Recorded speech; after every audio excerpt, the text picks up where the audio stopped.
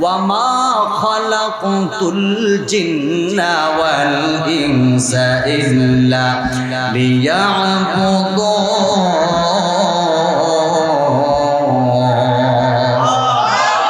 जिसे कुरान ऐ कलामे हक शनास रुनुमाए रब्बे नस आमद बनस हरफे हरफश रस्ते दरबार मानाई दर मानाई।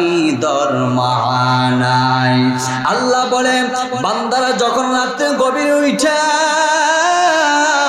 আমি আল্লাহকে আল্লাহ বলে যখন ডাক দিবে আমি আল্লাহ রব্বুল আলামিনের ৭০,০০০ নূরের পর্দা ভেদ করে বান্দার সামনে হাজির হইয়া বলি বান্দা তোর কি প্রয়োজন আমার কাছে বল, তোর কি কষ্ট আমার কাছে বল, তোর অন্তরে কি ব্যথা আমার কাছে বল, আমি আল্লাহ পাক রব্বুল আলামিন তোর মনের আশা পূরণ করে দিব।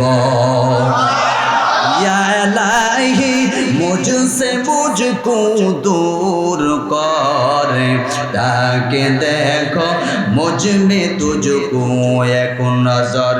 या इलाही तू मेरा रहमान है, या इलाही तू मेरा रहीम है। আমাদের একজন মালিক আছে, ওনার নাম আরো মহাব্বতের সাথে বলেন ওনার নাম কি? এ মুসলমান নবীর উম্মতের দল, বলেছিলাম দুনিয়ার যত মাখলুক আছে সব মাখলুক মানুষের খেদমতের জন্য বানাইছে। মানুষকে কার জন্য বানাইছে? মানুষ এবং জিন জাতিকে আল্লাহর ইবাদতের জন্য বানাইছে। আমার আল্লাহ পাক রব্বুল আলামিন বলেন আমি আদম সন্তানের জন্য সমস্ত মাখলুক আমি খেদমতের জন্য বানাইলাম। একটা ছোট্ট উপকার ঘটনা আপনাদের সামনে তুলে ধরছি। মুসলমান ভাইয়েরা আমার, আপনারা মৌমাছিকে চিনেননি? আরো মহাব্বতের সাথে বলেন মৌমাছিকে চিনেননি? আল্লাহ রাব্বুল আলামিন এই মৌমাছিকেও কিন্তু আমাদের খেদমতের জন্য বানাইছেন। সেই কথা কোরআনুল কারীমে আল্লাহ তুলে ধরেছেন। আল্লাহ বলেন রাব্বুকা ইলান নাহলি আনিত্তাখিযি মিনাল জিবালি বুয়ুতা ওয়া মিনাশ শাজারি ওয়া মিম্মা ইয়ারিশুন। আল্লাহ রাব্বুল আলামিন ছোট্ট পোকা মৌমাছিকে বলতেছেন, হে মৌমাছি তোরা ৩ জায়গায় ঘর বানাবি, ৩ জায়গা ব্যতীত অন্য কোথাও তোমরা ঘর বানাইবা না। কার অর্ডার? আল্লাহু আকবার। মালিক যে অর্ডার করেছে আজও পর্যন্ত কোনো মৌমাছি আল্লাহর এই বিধানটাকে কোনোদিন লঙ্ঘন করে না। আর আমরা মানুষ, আল্লাহ বলছেন নামাজ পড়ার জন্য মানুষ আজান দেওয়ার পর মসজিদের সামনে দিয়ে হাইটা জায়গা, কিন্তু মৌমাছিকে আল্লাহ বলতেছেন হে মৌমাছি ৩টি জায়গা ব্যতীত অন্য কোথাও তোমরা ঘর বানাইবা না। কোন ৩ জায়গা? সেই কথা আল্লাহ রাব্বুল আলামিন কুরআনুল কারীমে তুলে ধরেছেন। আনিত্তাখিযি মিনাল জিবালি বুয়ুতা। মৌমাছিকে বলতেছেন ১ নম্বর তুমি তোমার ঘর বানাইবা পাহাড়ের মধ্যে। আল্লাহ মৌমাছিকে বলতেছেন তোমরা তোমাদের ঘর বানাইবা পাহাড়ের মধ্যে। ২ নম্বর হলো মিনাশ শাজার, তোমরা তোমাদের ঘর বানাইবা গাছের ডাল সমূহের মধ্যে। ৩ নম্বর স্থান হলো মিম্মা ইয়ারিশুন। ও মৌমাছি তোমরা তোমাদের ঘর বানাইবা মানুষের বিল্ডিং এর কানিজে অথবা মানুষের বিল্ডিং এর কানিজে অথবা মানুষের বাড়ির আঙ্গিনায়। সুবহানাল্লাহ। এখন অবশ্যই আমাদের জানা দরকার আল্লাহ কেন মৌমাছিকে এই ৩ জায়গায় ঘর বানানোর জন্য বলেছেন, অন্য কোথাও ঘর বানানোর জন্য নিষেধ করেছেন। এই রহস্যটা আমাদের জানা দরকার আছে না? আমাদেরকে কত মোহাব্বত করেন, কত ভালোবাসেন, কত প্যার করেন মুসলমান। আল্লাহ রাব্বুল আলামিন দেখেন এই মৌমাছি দিয়ে আমাদেরকে উদাহরণ দিচ্ছেন। এ মুসলমান নবীর উম্মতের দল, মৌমাছি মধু দেয়। কি বলেন আপনারা? মৌমাছি মধু দেয়। আল্লাহ বলেন ফিহি শিফাউল লিন্নাস, এই মৌমাছি যে মধু দেয় এই মধু হচ্ছে বিভিন্ন রোগের প্রতিষেধক। জোরে কোন সুবহানাল্লাহ। যাদের ঠান্ডা যদি এই মধু সেবন করতে পারে আল্লাহর রহমতে মুহূর্তের ভিতরে ভালো হয়ে যায়। এই মধুতে প্রতিষেধক। তার আরেকটি বাস্তব প্রমাণ হলো কারো যদি ফুট হয়, ফুট, এই ফুটের চতুর্দিক দিয়ে যদি আপনি মধু লাগায় দেন 2-1 দিনের ভিতরে এই ফুটটা পেকে যায়। অনেক চিকিৎসক বিজ্ঞানীরা তারা এই মধু ব্যবহার করে, বিশেষ করে যারা সালসা বানায় এরা এই মধু বেশি ব্যবহার করে। তাহলে অবশ্যই মধু কি অনেক রোগের প্রতিষেধক।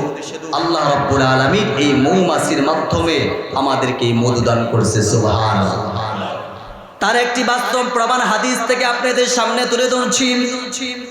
আল্লাহর নবীজির একজন সাহাবী বিশ্ব নবীজির কাছে আইসা বলতেছেন, ইয়া রাসূলুল্লাহ, ইয়া হাবিবাল্লাহ, নবী গো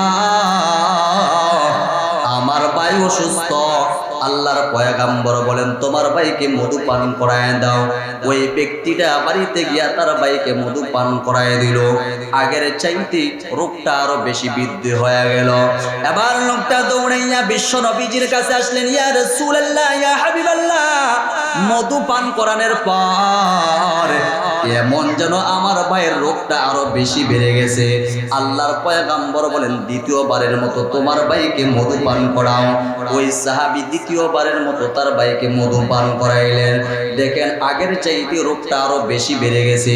তৃতীয়বারের মতো পয়গম্বরের দরবারে আসলেন, ইয়া রাসূলুল্লাহ, ইয়া হাবিবাল্লাহ, মধু পান করানোর পর আমার ভাইয়ের রোগটা কেমন জানি আগের চাইতে বৃদ্ধি হয়ে গেছে। আল্লাহর পয়গম্বর ওই সাহাবীকে ডাক দিয়ে কয়, সাহাবী রে, আমার আল্লাহর কথা কোনোদিন মিথ্যা হতে পারে না। দুনিয়ার সব মানুষের মিথ্যা হতে পারে, আমার আল্লাহর কথা কোনোদিন মিথ্যা হতে পারে না। আল্লাহ বলেছেন ফিহি শিফাউল লিন্নাস, মধু হলো প্রতিষেধক।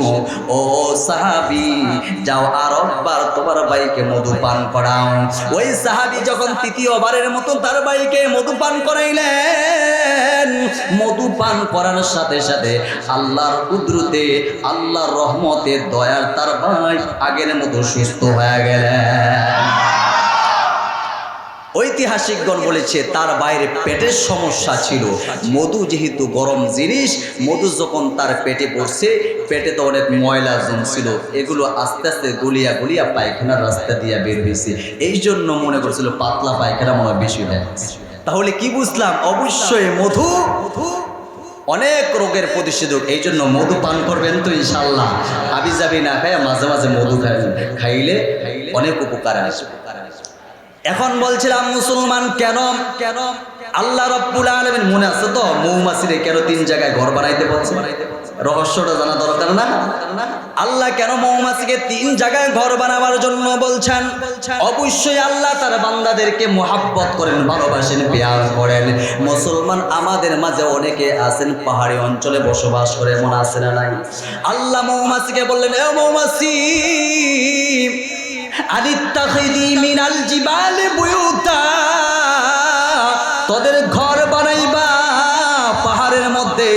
পাহাড়ের মধ্যে আমার কিছু বান্দা বসবাস করে, তারা যেন এই মধু থেকে বঞ্চিত না হয়, তারা যেন এই মধু খাইয়া উপকৃত হতে পারে।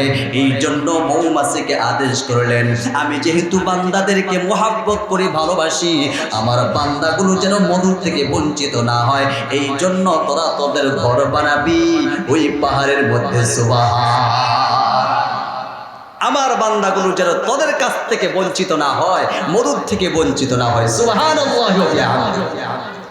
2 নম্বর স্থান হলো মিনাস সাজার, গাছের ডালে তোমরা তোমাদের ঘর বানাও। অনেকেই দেখা যায় মরুভূমিতে বসবাস করে, ফাঁকে ফাঁকে গাছ আছে। এই জন্য আল্লাহ মধু পোকাকে বললেন, মধু পোকা গাছ গাছের ডালে তোমরা তোমাদের ঘর বানাও, যারা মরুভূমিতে বসবাস করে তারা যেন এই মধু পান করে তারা উপকৃত হতে পারে। 3 নম্বর স্থান আল্লাহ বলেন ওমিম্মা ইয়ারিশুন, তোমরা মানুষের ঘরের আঙ্গিনায় অথবা মানুষের বিল্ডিং এর কানিজে তোমরা ঘর বানাও। আমরা যারা মাঠে ঘাটে প্রান্তরে বসবাস করি, আল্লাহ রাব্বুল আলামিন বলে তারাও যেন এই মধু থেকে বঞ্চিত না হয়। এই জন্য আল্লাহ পাক রব্বুল আলামিন মধু পোকাকে বললেন 3 নম্বর স্থান হলো মানুষের বাড়িতে তোমরা ঘর বানাইবা। যারা মাঠে ঘাটে প্রান্তরে গ্রামগঞ্জে বসবাস করে তারাও যেন এই মধু থেকে বঞ্চিত না হয়। চিল্লায় মুহাব্বতের সাথে বলা যাবে নি সুবহান। এ মুসলমান নবীর উম্মতের দল, এই জন্য দেখবেন মধু পোকা এই 3 জায়গা ব্যতীত সহজে অন্য কোথাও ঘর বানায় না। আল্লাহু আকবার। অবশ্যই আল্লাহ আমাদের মুহাব্বত করেন, ভালোবাসেন। ওরে নবীর উম্মত, যে আল্লাহ আমাদেরকে মুহাব্বত করেন ওই আল্লাহকে আমাদের ভালোবাসা দরকার আছে না নাই? মুসলমান নবীর উম্মত যারা আল্লাহর দুশমনি করে তাদের সাথে আমাদের কোনো সম্পর্ক, যারা আল্লাহকে মুহাব্বত করে তাদের সাথে সম্পর্ক রাখা দরকার আছে না নাই? মাদ্রাসা মসজিদ উলামায়ে কেরামের সাথে সম্পর্ক রাখা দরকার আছে না নাই? মান আহাব্বা লিল্লাহ ওয়া মান আবগাদা লিল্লাহ ফাকাদ ইসতাকমালাল ঈমান। আল্লাহর জন্য কাউকে ভালোবাসবো আর সে যদি আল্লাহর সাথে বিরোধিতা করে আমরা তার সাথে শত্রুতা করব। কথা বলেন ঠিক কি না? ফাকাদ ইসতাকমালাল ঈমান, তখনই আমি পরিপূর্ণ ঈমানের উপর কায়েম এবং দায়েম থাকব। এ মুসলমান নবীর উম্মতের দল, আরো আশ্চর্য হয়ে যাইবেন, এই মৌমাছিকে আল্লাহ 4টি বিজ্ঞান দান করেছেন। কয়টি? আরো মহব্বতের সাথে বলতে হবে কয়টি? 4টি বিজ্ঞান দান করেছেন। আল্লাহু আকবার। 1 নম্বর বিদ্যা আল্লাহ রাব্বুল আলামিন দান করেছেন। 1 নম্বর বিজ্ঞান আল্লাহ রাব্বুল আলামিন দান করেছেন, এই মৌমাছি তার মাথাটা খাটায়া এমন এক আঠা পদার্থ তৈরি করে তার বাসা যখন বানায় ওই বাসার সাথে আঠাটা লাগায় দেওয়ার পর যতই ঝড় হোক না কেন, যতই বৃষ্টি হোক না কেন, কোনোদিন ওই মৌমাছির বাসাটা ভেঙে নিচে পড়ে না। কথা বলেন ঠিক কি না? 10 কেজি, 20 কেজি, 30 কেজি, সর্বোচ্চ 35 কেজি মধুও হয়। দেখবেন এইভাবে ঝুলন্ত অবস্থায় 35 কেজিও মধু হয়, আমরা শুনেছি। এই মধুগুলো এইভাবে থাকে, 1 ফুটা মধুও জমিনে পড়ে না। আমাদের ঘরগুলো ভেঙে তছনছ হয়ে যায় যখন শীতল হয়, যখন বৃষ্টি হয় অথবা বানতুফান হয়, ঘরগুলো ভেঙে তছনছ হয়ে যায়, থমড়ে মুচকে সব শেষ হয়ে যায়। কিন্তু মৌমাছির এই 4টা এইভাবে জ্বলন্ত অবস্থায় রেখেছে। মুসলমান ভাইয়ের আমার, এই মৌমাছি এমন এক আঠা তৈরি করে, এই আঠা পৃথিবীর কোনো মানুষ তৈরি করতে পারবে না। সুবহান। 2 নম্বর বিদ্যা আল্লাহ রাব্বুল আলামিন দান করেছেন, 2 নম্বর জ্ঞান। সেই জ্ঞান হলো ইঞ্জিনিয়ারিং জ্ঞান। এই মৌমাছি তার মেধা খাটাইয়া এত সুন্দর নিখুঁত ভাবে ঘর বানায়। আল্লাহু আকবার। তাফসীরের কিতাবের মাঝে লেখেন, এই মৌমাছির ঘরের ভিতরে 1টা না 2টা নয়, 5টা না 10টা না, প্রায় 20,000 রুম রয়েছে। সুবহানাল্লাহ। দরজা আলাদা, রুম আলাদা, একটা রুমের সাথে আর একটা রুম মিশে না। ড্রয়িং রুম আলাদা, বাথরুম আলাদা। আল্লাহু আকবার। ঝুলন্ত অবস্থায় এইভাবে থাকে। আমরা যখন পানি নিয়ে একটা বোতলে যদি মুখটা ছেড়ে এইভাবে যদি আমরা ধরে রাখি, পানি থাকবে না, পানি থাকবে না, পানি পড়ে যাবে। আল্লাহু আকবার। ওই মৌমাছির ওই ঘরের ভিতরে কোনো মুখা নাই, কোনো পর্দা নাই। মুসলমান ঝুলন্ত অবস্থায় এইভাবে থাকে, 1 ফুটা মধুও জমি পড়ে না। আল্লাহ কি দান করেছে, কি জ্ঞান দান করেছে, আর কি নিখুঁত ভাবে তার ঘরটা বানায়। 1টা না 2টা নয়, 20,000 রুম রয়েছে। আল্লাহু আকবার বলেন। 3 নম্বর টেকনোলজি জ্ঞান আল্লাহ দান করেছেন। এই মৌমাছি তার বাসা থেকে প্রায় 10 মাইল দূরে গিয়ে মধু সংগ্রহ করে। যারা এই পশু নিয়ে গবেষণা করেছে তারা বলেছে এই মৌমাছি তার বাসা থেকে প্রায় 10 মাইল দূরে গিয়ে মধু সংগ্রহ করে। আল্লাহু আকবার। আল্লাহ রাব্বুল আলামিন বলেন ওয়া আউহা রাব্বুকা ইলান নাহলি আনিত্তাখিযি মিনাল জিবালি বুয়ুতা ওয়া মিনাশ শাজারি ওয়া মিম্মা ইয়ারিশুন সুম্মা কুলি মিন কুল্লিস সামারাতি ফাসলুকি সুবুলা রাব্বিকি যুলুলা। চিল্লায়া একবার বলা যাবে নি সুবহানাল্লাহ। এই মৌমাছি তার বাসা থেকে প্রায় 10 মাইল দূরে গিয়ে মধু সংগ্রহ করে। মধু সংগ্রহ করে যখন তার গন্তব্য স্থানে অর্থাৎ বাসায় ফিরে আসে, রাস্তার মধ্যে কোনোদিন ঝামেলা হয় নাই।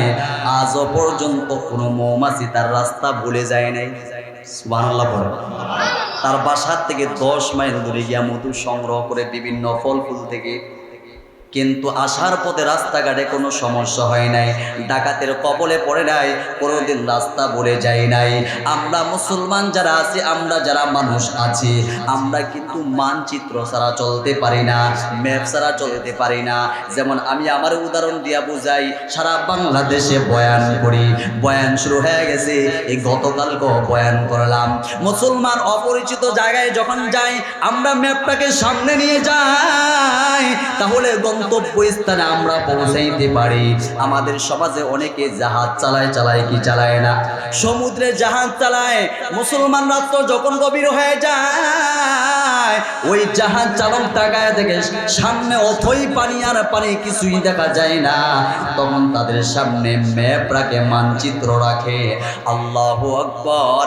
আল্লাহ রাব্বুল আলামিন মানুষকে মানচিত্র দিয়েছে, ম্যাপ দিয়েছে। এই ম্যাপ দিয়ে, এই মানচিত্র দিয়ে সামনে অগ্রসর হয়। কিন্তু মৌমাছিকে কোনো মানচিত্র দেয় নাই, কোনো ম্যাপও দেয় নাই। বিনা মানচিত্রে, বিনা ম্যাপে আবার তাই সে মধু সংগ্রহ করে যথা সময়ে তার বাড়িতে ফিরে আসে। নাকি আজ পর্যন্ত কোনোদিন আপনাদের বাসায় এসে বলছে, ভাই আমি রাস্তা বলে গেছি, আমরা বইলা দেন? মৌমাছি কোনোদিন আইয়া বলছে? কে তাকে এই টেকনোলজি জ্ঞান দান করলো? মুসলমান ভাইয়ের আমার, বিনা ম্যাপে, বিনা মানচিত্রে তার গন্তব্য স্থানে পৌঁছায়। 4 নম্বর জ্ঞান, আল্লাহ তাকে ডাক্তারি জ্ঞান দান করেছে। তার মেধা খাটাইয়া এমন মধু তৈরি করে, মুসলমান সেও পবিত্র, আর যে জিনিসটা লাগে তাকেও পবিত্র বানায় যায়। সেও মুসলমান ভাইয়ার আমার, সেও ভালো, অন্য যার সাথে লাগে তাকেও ভালো বানায় দেয়। সে পিওর, অন্য যার সাথে মিলে তাকেও পিওর বানায় দেয়। ফিহি শিফাউল লিন্নাস। এই মধু দিয়া আল্লাহ পাক রব্বুল আলামিন আমাদের বিভিন্ন রোগ থেকে মুক্তি দিয়া থাকে। সুবহানাল্লাহ। শুধু তাই নয়, এই 4টি জ্ঞান তো মৌমাছিকে দান করেছেন। আরো শুনলে অবাক হবেন, এই মৌমাছির পরিচালনা করে একজন মহিলা মৌমাছি। আল্লাহু আকবার বলেন। আল্লাহু আকবার। এত বিশাল বড় মৌমাছি ওইটা, আল্লাহু আকবার। তাফসীরের কিতাব যখন পড়তে যায় অবাক হয়ে যায় মুসলমান। ওই মৌমাছিটা, রানী মৌমাছিটা তার বাসাটাকে পরিচালনা করে, আরো শত শত মৌমাছিকে পরিচালনা করে, তার কথা অমান্য করে না। ওই বিশাল বড় মৌমাছি, রানী মৌমাছিটা 3 সপ্তাহের ভিতরে প্রায় 10,000 থেকে 12,000 ডিম দেয়। আর এই ডিমটি দেখাশোনা করার জন্য দারোয়ান আছে। সুবহানাল্লাহ। এই ডিমগুলো দেখার জন্য দারোয়ান আছে। এই ডিমগুলো থেকে যখন বাচ্চা ফুটে, ওই বাচ্চাগুলো দেখার জন্য দারোয়ান রাখে। শুধু তাই নয়, এই মৌমাছির বাসার প্রধান গেটে একজন দারোয়ান রাখে। যখন মৌমাছিরা বিভিন্ন জায়গা থেকে মধু সংগ্রহ করে আনে, তখন সর্বপ্রথম তাকে পরীক্ষা করা হয়, মাথা থেকে পাও পর্যন্ত যদি কোনো দূষিত মধু পায় এই খবর রানী মৌমাছির কাছে চলে যায়। রানী মৌমাছিকে বলেন, অমুক মৌমাছি অমুক পোকা ময়লা জায়গা থেকে মধু সংগ্রহ করেছে, নাপাক মধু সংগ্রহ করেছে। তখন রানী মৌমাছি আদেশ দেয় যে আল্লাহ রাব্বুল আলামিন আদম সন্তানের জবানগুলো পবিত্র রাখছে। আল্লাহ রাব্বুল আলামিন যখন মার গর্ভে আমাদেরকে সৃষ্টি করেন, ভাইরা আমার, মার গর্ভে আমাদের খাবারের প্রয়োজন হয়েছিল কিনা? অবশ্যই প্রয়োজন হয়েছিল। আল্লাহ কিন্তু এই মুখ দিয়া কোনোদিন নাপাক কিছু আল্লাহ এই মুখে দেয় নাই। মার গর্ভে মার নাভির সাথে আমাদের নাভিটাকে কানেকশন লাগাই দিয়েছে। মুসলমান ভাইয়েরা আমার, মা যত ভিটামিন খাদ্যগুলো খাইতো একটা অংশ সন্তানের পেটের ভিতরে অটোমেটিক যাইতো, সুবহানাল্লাহ। কিন্তু তারপরও মুখটাকে নাপাক বানাই নাই, এই মুখটা বড় পবিত্র। মৌমাছি বলতে থাকে, যা তারে কতল করে ফেল, বনি আদমের খেদমতের জন্য আমাদেরকে বানাইছে। আজকে কিভাবে আমরা নাপাক মধু তাদের মুখে ঢুকাই, কিয়ামতের ময়দানে আল্লাহর কাছে কি জবাব দেব? যাও, আমি অর্ডার দিলাম, এই মুহূর্তে ওই মৌমাছিকে তোমরা হত্যা করে ফেলা। এই জন্য দেখবেন সকালবেলা অনেক মৌমাছির লাশ পড়ে থাকে, দেখবেন দেহ থেকে মাথাটা আলাদা পড়ে থাকে। মুসলমান ভাইয়ের আমার, আলোচনা করতে গেলে লম্বা আলোচনা। মৌমাছি আর মাছি উচ্চারণের দিক থেকে একই শোনা যায়। মৌমাছি আর মাছির মধ্যে আকাশ পাতাল ব্যবধান। মৌমাছিকে আল্লাহ 4টি পাখা দান করেছে। এই 4টি পাখা প্রত্যেকটা সেকেন্ডে 200 বার নাড়ায়, মিনিটে 12,000 বার নাড়াইয়া দুনিয়ার মানুষগুলোকে জানাইয়া দেয়, ও দুনিয়ার মানুষ ভালো করে শোনাম, আমাদের দিকে তাকায় দেখো, আমাদেরকে 4টি ডানা আল্লাহ দান করেছে। 1 মিনিটের ভিতরে 12,000 বার ওই মৌমাছি তার ডানাটা নাড়াইয়া দুনিয়ার মানুষগুলোকে এই শিক্ষাই দেয়, ও দুনিয়ার মানুষ, আমাদের চাইতো সুন্দর করে তোমাদেরকে বানাইছে, তোমাদের হাত বানাইছে, পাও বানাইছে, কত সুন্দর করে বানানোর পর তোমরা কেমনে নাফরমানি করো, কেমনে বলো দেয়ার ইজ নো গড, আল্লাহ বলতে কেউ নাই। ও মুসলমান নবীর উম্মত, একসাথে বলতে হবে আমাদের আল্লাহ আছে না নাই? আরো মোহাব্বতের সাথে বলতে হবে আল্লাহ আছে না নাই? Allah is our creator, Allah is almighty, Allah is present everywhere, আল্লাহ আমাদের সৃষ্টিকর্তা, আল্লাহ সর্বত্রই বিরাজমান। মুসলমান ভাইয়ার আমার, এই জন্য সর্বক্ষেত্রে কার প্রশংসা করব? আরো মোহাব্বতের সাথে বলেন, কার প্রশংসা করব? এ নবীর উম্মতের মৌমাছি বলতে থাকে, তোমাদের চেহারাটা আল্লাহ রাব্বুল আলামিন নিজ কুদরতি হাতে বানাইছে, তোমাদের নাকটা ডইলা ডইলা, তোমাদের চেহারাটা ডইলা ডইলা, তোমাদের 2টা গাল ডইলা ডইলা আমার আল্লাহ পাক রব্বুল আলামিন বানাইছে। আজকে ওই মানুষগুলো নাফরমানি করে, ওই মানুষ বলে দেয়ার ইজ নো গড, আল্লাহ বলতে কেউ নাই। ওরে মুসলমান নবীর উম্মতের দল, ওই আল্লাহর পরিচয় নিয়ে যদি কবরে না যাও, কবরে 2 পাশের মাটির চাপ আসবে। আল্লাহ রাসূল সাল্লাল্লাহু আলাইহি ওয়াসাল্লাম বলেন, আল কবরু রাউযাতুম মির রিয়াজিল জান্নাহ আও হুফরাতুম মিন হুফারিন নার। কারো জন্য কবরটা হবে জান্নাতের বাগান, না হয় কারো জন্য কবরটা হবে জাহান্নামের গর্ত। ভালো আমল নিয়ে যদি ওই কবরে যাও, কবরের 2 পাশের মাটির মুসলমান ভাইয়ের আমার, ভালো আমল নিয়ে যদি ওই কবরে যাও, কবরটা জান্নাতের বাগান হয়ে যাবে। আর যদি খারাপ আমল নিয়ে যাও, ওই কবরে কিন্তু জাহান্নামের আগুন জ্বালায় দিবে। দিলটা নরম করে দিবেন, 2 ফোঁটা চোখের পানি ছেড়ে দিবেন। মুসলমান, খারাপ আমল নিয়ে যদি ওই কবরে যান, কবরের 2 পাশের মাটির এমন চাপ দিবে, এক পাজরের হাড্ডি আর এক পাজরের ভিতরে ঢুকায় দিবে। ওই জাহান্নামী কবর থেকে কান্না করবে, হাজারো চিল্লাইলে তার মা বাবা কেউ যাবে না রে মুসলমান। এই জন্য ভাই, একদিন দুনিয়ার জমিন থেকে বিদায় হতে হবে, কবরে যেতে হবে। ওই কবরে কি নিয়ে গেলাম একটু নিজেকে প্রশ্ন করার দরকার আছে না নাই?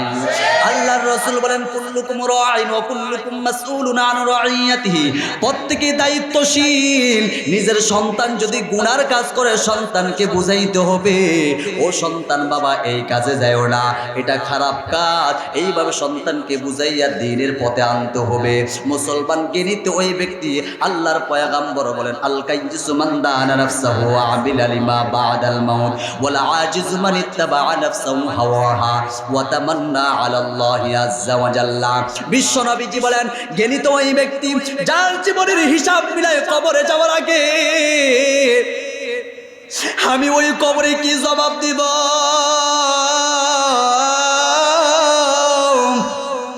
ওই কবরে সাথী নাই, বাতি নাই, বন্ধু নাই, ওই কবরে আমি কি জবাব দিব? ওই কবরে তো আমার সন্তান আপন না, আমার বিবি আপন না, আমার আত্মীয় স্বজন ভাই বেড়াদার প্রতিবেশী কেউ আপন না, একা একা ওই কবরে যাইতে হবে মুসলমান। এই জন্য দুনিয়ার জমিনে থাকা অবস্থায় একটা কাজ করা দরকার। সেই কাজটা হলো আমি মারা যাওয়ার পর আমার কবরে যেন অটোমেটিক সওয়াব পৌঁছাইতে থাকে, এমন একটা পদ্ধতি, এমন একটা কাজ করা দরকার আছে না নাই? আরো মহাব্বতের সাথে বলেন আছে না নাই? আল্লাহর পয়গম্বর বলেন ইদা মাতাল ইনসানু ইনকাতা আমালুহু ইল্লা মিন সালাস। একজন মানুষ যখন ইন্তেকাল করে, ইন্তেকাল করার পর তিনটি আমলের দরজা ব্যতীত বাকি সমস্ত আমলের দরজাগুলো বন্ধ হয়ে যায়। মুসলমান এই তিনটা আমলের দরজা কি? আল্লাহর পয়গম্বর বলেন এক নম্বর হলো সদকাতিন জারিয়াতিন, এক নম্বর হলো সদকায়ে জারিয়া। সদকায়ে জারিয়া কাকে বলা হয়? বিশ্ব নবীজি বলেন সদকায়ে জারিয়া ওই জিনিসকেই বলা হয় আপনি জীবিত থাকা অবস্থায় এমন কিছু ভালো কাজ করে গেলেন, আপনি মারা যাওয়ার পর অটোমেটিক আপনার কবরে সওয়াবের একটা অংশ পৌঁছাইতে থাকবে। সদকায়ে জারিয়া বলতে কি বোঝায় মুসলমান? একটু জায়গার ব্যবস্থা করে দেন, অথবা মসজিদে একটু জায়গার ব্যবস্থা করে দেন, অথবা জনগণের সেবামূলক কিছু কাজ করে যান। আপনি মরতে দেরি, আপনার কবরে সওয়াবের একটা অংশ পৌঁছাইতে দেরি হবে না। সুবহানাল্লাহ। এইটা হলো এক নম্বর সদকাতিন জারিয়াতিন। দুই নম্বর আও ইলমিন ইউনতাফাউ বিহি। বিশ্ব নবীজি মায়ের নবীজি বলেন দুই নম্বর হলো উপকারী আলেম। আপনি শিক্ষক হইয়া একটি ছেলেকে আপনি কোরআনের শিক্ষা দিলেন, অথবা আলেম বানাইলেন, অথবা মুফতি বানাইলেন। বিশ্ব নবীজি বলেন আপনি মারা যাওয়ার পর একটা সওয়াবের অংশ অটোমেটিক আপনার কবরে পৌঁছাইতে থাকবে। সুবহানাল্লাহ। তিন নম্বর হলো আওয়ালাদিন সালিহিন ইয়াদউ লাহুম। বিশ্ব নবীজি বলেন তিন নম্বর হলো একজন নেককার সন্তান। আল্লাহ যাদেরকে সন্তান দান করেছে বাবা, আল্লাহর পয়গম্বর বিশ্ব নবীজি বলেন সন্তানকে যদি কোরআনের হাফেজ বানায় যাইতে পারো, আলেম বানায় যাইতে পারো, মুফতি বানায় যাইতে পারো, তোমার কপালটা বড় ভালো। আমি আপনি মারা যাওয়ার পর সন্তানগুলো কবরের পাশে গিয়া দোয়া করবে আর বলবে মালিক, যে বাবা মা গার্মেন্টসের চাকরি করে আমাকে লেখাপড়া করাইছে, আয় আল্লাহ আমার মা বাবা আমারে কষ্ট বুঝতে দেয় না, ও দয়ার মালিক আজ আমি আমার মা বাবার জন্য প্রাণ খুলে দোয়া করব। সন্তান যখন মা বাবার কবরের পাশে গিয়া আল্লাহর শিখানো দোয়া যখন পড়বে, রব্বির হামহুমা কামা রব্বায়ানি সগীরা, সবাই জবান খুলে পড়ি রব্বির হামহুমা। সন্তান যখন কবরের পাশে গিয়া আল্লাহর কাছে বলবে আল্লাহ যে মা বাবা ছোট থাকতে আমাদেরকে ভুলি না, ও দয়ার মালিক ওই মা বাবার কবরে তুমি আযাব দিও না আল্লাহ। আল্লাহর পয়গম্বর বলেন সন্তান মা বাবার জন্য দিলটা খুলে অন্তরটাকে নরম করে দুই হাত উপরে উঠাইয়া যখন দোয়া করবে, আমার আল্লাহ পাক রব্বুল আলামিন ওই মা বাবার জীবনের সমস্ত গুনাহ খাতা মাফ করে কবরটা জান্নাতি বাগান বানায় দেয়। এই জন্য মুসলমান ভাইয়েরা আমার, সদকায়ে জারিয়ার প্রয়োজন, উপকারী আলেমের প্রয়োজন, নেককার সন্তানের প্রয়োজন। এই জন্য দিলটা নরম করে কোন আল্লাহর বান্দা আছেন যে হুজুর ইনশাআল্লাহ আপনার কথা অনুযায়ী আপনার বয়ান শুনে দিলটা নরম হয়ে গেল, কোন আল্লাহর বান্দা আছেন সর্বপ্রথম দুই একজন দাঁড়াইবেন যে হুজুর আমি 1000 টাকা দিয়ে এই মাদ্রাসায়